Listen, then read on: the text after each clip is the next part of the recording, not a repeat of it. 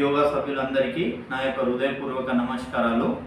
ఈరోజు మనము 45 రకాల ఆహార పదార్థాలతోటి ఇందులో కూడా బియ్యం కానివ్వండి, జొన్నలు కానివ్వండి, గోధుమలు, ఇవి 3 పదార్థాలు లేకుండా 45 రకాల ఆహార మిశ్రమం పొడితోటి మనం ఇవాళ సూప్ చేయబోతున్నాం. దానికి కావాల్సిన ఇంగ్రీడియంట్ అనేది స్టెప్ బై స్టెప్ వేలో మనం చూపెడతాం.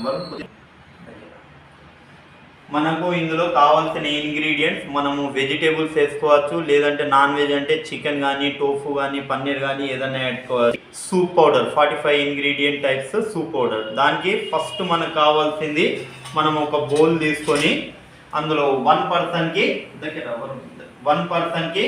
జస్ట్ ఇట్లా 1 స్పూన్ 2 స్పూన్ పౌడర్ తీసుకొని దాన్ని మనం వాటర్ వేసి ముందు బబుల్స్ లేకుండా దాన్ని స్టీర్ చేసుకోవాలి. ఇలాంటి బబుల్స్ కానీ ఏ కానీ ఉండలు లేకుండా దాన్ని ఇచ్చేసుకోవాలి. నెక్స్ట్ స్టెప్ 2, మనము ఒక బౌల్ తీసుకొని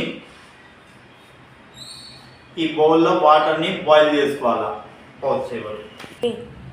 మనం ఇప్పుడు స్టవ్ వెలిగించేసి ఒక ఖాళీ పాత్ర అనేది తీసుకొని అందులో 1.5-2 గ్లాస్ వాటర్ పోయాలి. 1,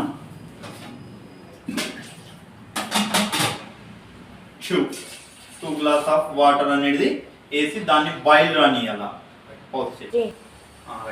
ఇప్పుడు వాటర్ అనేది ఈ విధంగా బాయిల్ అయింది. దగ్గర బాయిల్ వాటర్ చూపెట్టి కెమెరా చూడండి. ఇట్లా బాయిల్ అయిన వాటర్లో 1 స్పూన్ అనేది మనము నెయ్యిని యాడ్ చేస్తున్నాము. 1 స్పూన్ నెయ్యిని యాడ్ చేసేసి మనకు కావాల్సిన వెజిటేబుల్సే కానివ్వండి, నాన్ వెజిటేబుల్సే కానీ ఏమన్నా కానీ మనం అందులో యాడ్ చేసుకోవచ్చు, మన ఇష్టం. నేను ఇక్కడ వెజిటేబుల్స్ అన్నీ యాడ్ చేయడం జరిగింది. ఇది extra nutrition and extra taste కొరకు చాలా బాగుంటుంది. ఈ వేసిన వెజిటేబుల్స్ని కూడా జస్ట్ ఒక బౌల్ వచ్చేదాకా మనం అందులో మరిగించేటట్టు ఉంచుతాము. ఇప్పుడు ఈ విధంగా వెజిటేబుల్స్ అనేది మంచిగా స్టీమ్ మీద హాఫ్ బాయిల్డ్ అయినాయి. ఒకసారి చూపెట్టవారు.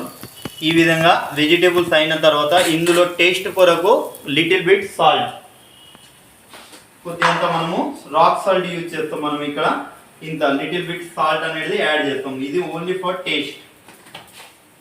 తర్వాత ఏదైతే మనం ఈ మిశ్రమంని మనము చల్లటి నీళ్ళలో మనము బబుల్స్ లేకుండా మొత్తం మెల్ట్ చేసినాం, దీన్ని స్టీర్ చేసినాం. ఇప్పుడు ఇది ఇందులో మనము యాడ్ చేసేస్తాము.